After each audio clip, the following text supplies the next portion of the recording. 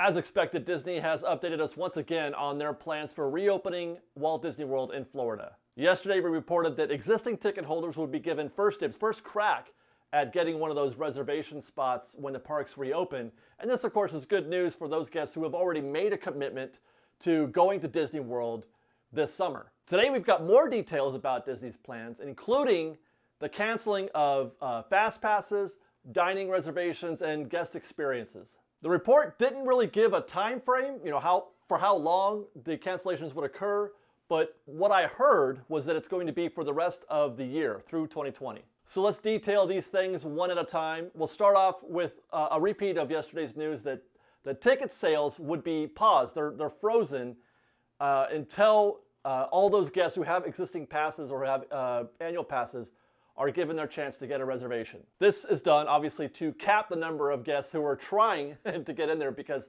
there would be an onslaught of people trying to buy tickets right now if that weren't the case. And again, those guests would include those who have already purchased single-day tickets, multi-day tickets, and annual passes. By the way, corrections and retractions. Yesterday I was talking about how to use a multi-day pass, and I misspoke. A multi-day pass is good for quite a long period of time, but once you use that first day, you do only have, I think, 2 weeks to use the remaining days on that pass. So I want to clarify that. I did misspeak on that yesterday. Secondly, all dining reservations, Disney dining plans, and other guest experiences have been canceled. This is necessary to allow for social distancing. Naturally, that requires a limit on capacity. That includes restaurants. So it's likely that the number of reservations that are probably already placed exceed the maximum capacity that they're planning to have in that restaurant. So the only way to resolve that situation is to clear them all out and let them begin again when the reservation period starts.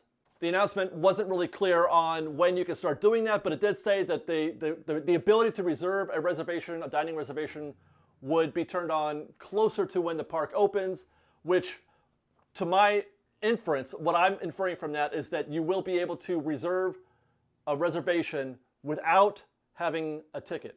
By the way, they've also shortened the booking window. It used to be 180 days in advance. Now it is just 60 days in advance. And again, that is to give those guests who are getting the reservations coming up a better shot at reserving something for when they arrive at the park. As for Fast Passes, those two have been canceled along with extra magic hours. In fact, the FastPass system has been turned off altogether, completely. To clarify, this means that when you arrive at Disney World, at the Magic Kingdom, there will be no opportunity to get a FastPass. It'll be standby only.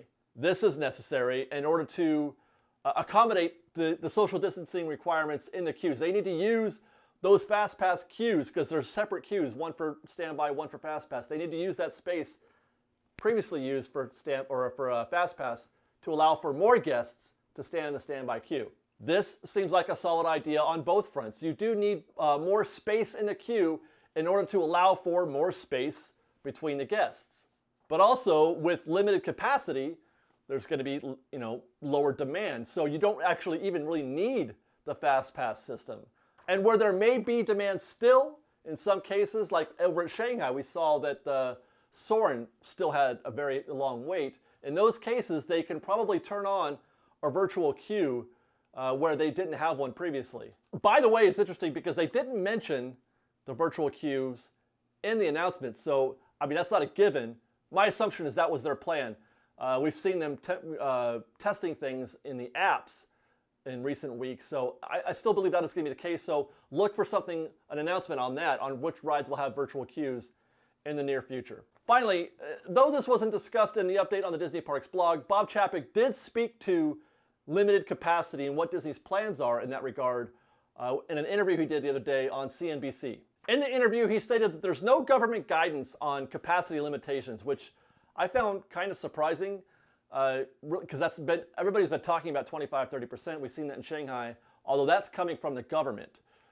So it sounds like, and we've kind of been seeing this for the past couple of weeks, that theme parks are operating under a different set of guidelines than basically everybody else is, restaurants and malls and things of that nature. So apparently they're letting Disney come up with their own plan for limiting capacity. Here's the full comment from Bob Chapek in that CNBC interview. What kind of capacity are you going to be opening at in Orlando? Are you talking about less than 30%? Can you give us a sense?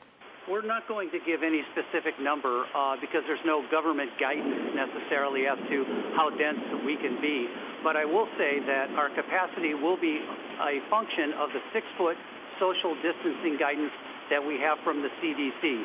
So the number of people we put in the park will be a function of that calculation because we will always strive to maintain that 6-foot social distancing. Now, this is kind of crafty. He references a calculation, and my assumption has to be that the calculation is going to try to determine how many people they can fit in a park with 6 feet between guests. But that sure seems like a slippery slope because I'm willing to bet I've got a basic understanding of math and spatial awareness. I'm willing to bet that you could fit a lot of people in a park if you just set them all 6 feet apart. As long as they don't move. As long as they're just standing still in that spot. But people do move, and that's where you get contact. So while it may be true that you can fit X number of people, and that number X could be a large number, that are 6 feet apart, that is satisfying a 6 feet guideline, it may not work in practice, in reality. But having said that, I do have faith in Disney. I do think that they're not going to use this calculation as some kind of justification to put an exceedingly large number of people in the park under the idea that people are 6 feet apart, or that's what the calculation suggested. I think they're just going to be using that as a basis and then work from there. And I'll close with this. Please remember, this is for Disney World, which is obviously an entirely different beast than Disneyland. So some of what we're reporting won't be in play when Disneyland reopens, mostly because we don't have the My Magic system or as many advanced reservation plans as they do at Disney World. We should, though, still expect a freeze on ticket sales at some point when they make the announcement, and for dining reservations to be canceled. Otherwise, expect some modifications for Disneyland to the plans that we've seen or have been revealed so far. Otherwise, do stay tuned to Fresh Baked for updates as they come, and don't forget to subscribe to our channel, hit that notification bell if you haven't already, and do remember to be kind to one another. It's free. And otherwise, we love you guys very much, and we'll see you next time. Fresh Baked.